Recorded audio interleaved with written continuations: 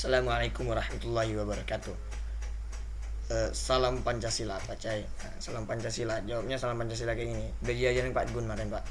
Jadi adanya video ini dibuat karena ingin memperbaiki nilai asas saya yang hancur pada beberapa hari yang lalu. Saya akan menjelaskan tentang agresi militer Belanda yang kedua, dan Bapak meminta menjelaskan 5 hal penting: latar belakang, kronologi, profil, resolusi atau pendapat pribadi, dan mungkin masih banyak yang tidak bisa saya sebut.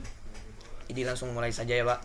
Sebenarnya saya sudah ngetek beberapa kali, Pak, pakai pantun, Pak, cuman karena lama, lanjut saja. Agresi militer Belanda 2 juga dikenal sebagai Operasi Gagak, terjadi pada 19 Desember 1948. Agresi ini dimulai dengan serangan Belanda terhadap Yogyakarta, ibu kota negara Indonesia pada saat itu. Maka dari itu Yogyakarta disebut daerah istimewa Yogyakarta dan lain sebagainya. Jadi agresi militer Belanda yang kedua ini, Belanda menangkap beberapa tokoh penting di Indonesia: Soekarno, Muhammad Hatta, Sultan Syahrir, serta kawan-kawan sohibnya. Jadi tujuan dari agresi militer Belanda yang kedua ini adalah untuk melumpuhkan pusat pemerintahan Indonesia pada saat itu, hingga Belanda ingin menguasai kembali negara ini. Karena Belanda ingin merebut kekayaan alam Indonesia serta memulihkan ekonomi mereka. Jatuhnya ibu kota negara ini menyebabkannya dibentuknya pemerintahan darurat Republik Indonesia yang akan saya jelaskan, yang dipimpin oleh Syafruddin Prawira Negara. Jadi ada 4 alasan mengapa agresi militer Belanda kedua ini terjadi. Yang pertama, Belanda merasa tidak puas atas perjanjian Renville, yang dimana Belanda menganggap perjanjian Renville itu lebih menguntungkan Indonesia. Sementara dari pihak Indonesia menganggap Belanda melanggar perjanjian itu. Yang kedua, Belanda ingin mengambil alih negara Indonesia. Mereka ingin memulihkan negara mereka, ekonomi mereka, dengan mengambil kekayaan alam yang ada di Indonesia. Dan yang pada saat itu ekonomi negara Belanda sedang terpuruk-puruknya karena kalah Perang Dunia Kedua. Yang ketiga, Belanda menyerang Yogyakarta, ibu kota Indonesia pada saat itu, dan menangkap beberapa tokoh penting dengan tujuan dengan tertangkapnya tokoh-tokoh penting itu, maka tidak ada lagi yang memimpin Indonesia pada saat itu. Yang keempat yaitu kami sayang Bapak. Kak, canda, Pak. Kondisi politik dan militer Indonesia pada saat itu belum stabil. Jadi kayak tertangkapnya tokoh-tokoh penting itu membuat politik tuh nggak stabil. Jadi kemungkinan berdampak langsung pada rakyatnya. Oke, langsung saya jelaskan kepada profil. Waktu agresi militer Belanda kedua terjadi pada tanggal 19 Desember 1948 yang bertepatan di Yogyakarta yang dulu merupakan ibu kota Indonesia, lebih tepatnya pada Pangkalan Udara Maguwo. Tokoh-tokoh penting yang terlibat seperti yang saya jelaskan tadi: Soekarno, Muhammad Hatta, Sultan Syahrir, Syafruddin Prawira Negara, Agus Salim, Muhammad Roem, dan Agi Priningdikdu. Jadi kronologinya itu pada 19 Desember 1948 Belanda melancarkan serangan militer di Yogyakarta yang merupakan ibu kota Indonesia pada saat itu. Serangan dimulai dengan pengeboman Pangkalan Udara Maguwo, dan kemudian diikuti oleh penyerangan terhadap kota Yogyakarta. Jadi sehari setelah itu Belanda berhasil menguasai kota Yogyakarta karena pangkalan militer Indonesia saat itu sudah hancur. Jadi mudah untuk menguasai Yogyakarta. Habis itu mereka menangkap tokoh-tokoh penting: Soekarno, Muhammad Hatta, Sultan Syahrir, dan kawan-kawan sohib yang lainnya.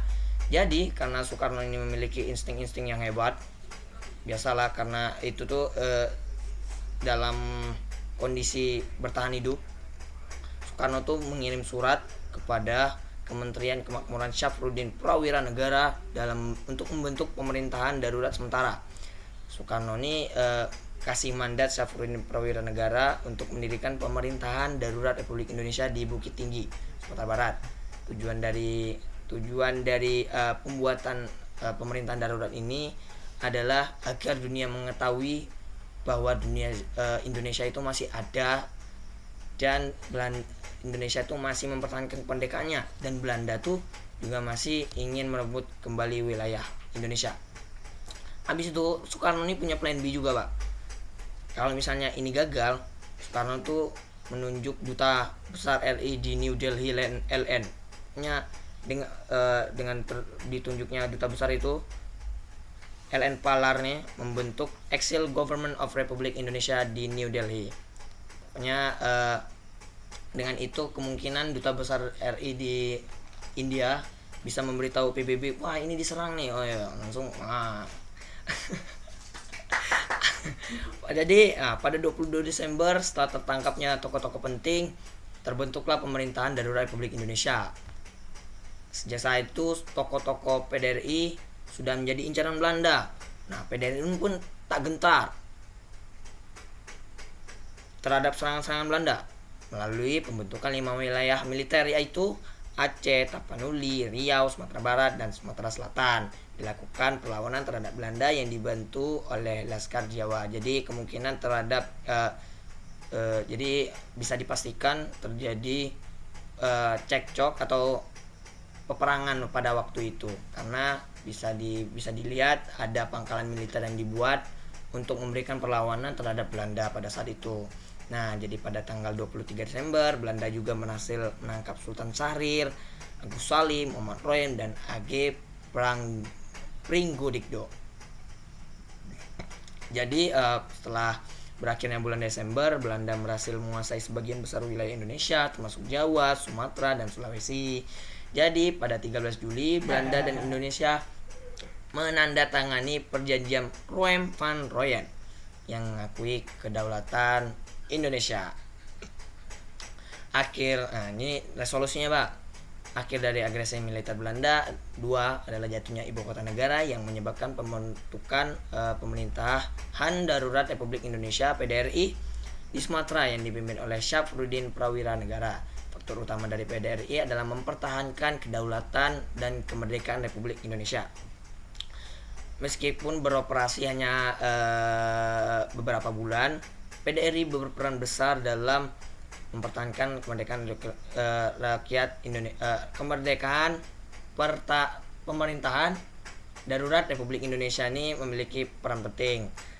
Jadi mereka tuh melakukan hal yang banyak dalam beberapa bulan tersebut. Mereka membuat pangkalan militer agar bisa memberi perlawanan terhadap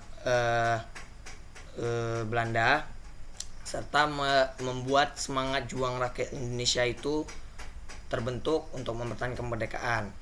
Nah, karena adanya cekcokan ini, PDRI juga mendapat dukungan dari komunitas internasional dalam perjuangan mereka.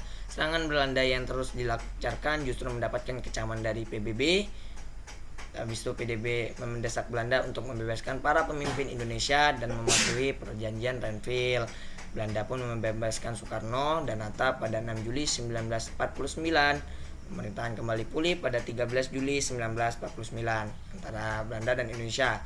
Kemudian atas kejadian ini terjadilah perjanjian Roem-Royen. Nah, ini pendapat pribadi saya, Pak. Jadi agresi militer Belanda kedua ini terjadi karena adanya ketidakpuasan dari rakyat Belanda atas perjanjian Renville pertama, perjanjian Renville yang membuat Belanda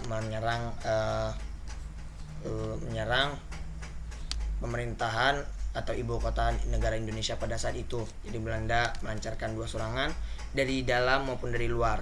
Nah, dari dalam nih Belanda tuh menangkap tokoh-tokoh penting tadi, sehingga terjadi konflik internal yang ada di Indonesia.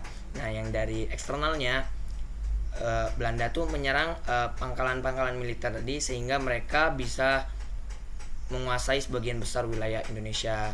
Nah, karena ini atas agresi militer Belanda kedua ini juga membuat semangat juang rakyat Indonesia dalam mempertahankan kemerdekaannya, sehingga terjadilah perjanjian Roem-Royen yang juga walaupun itu memiliki positif dan negatif.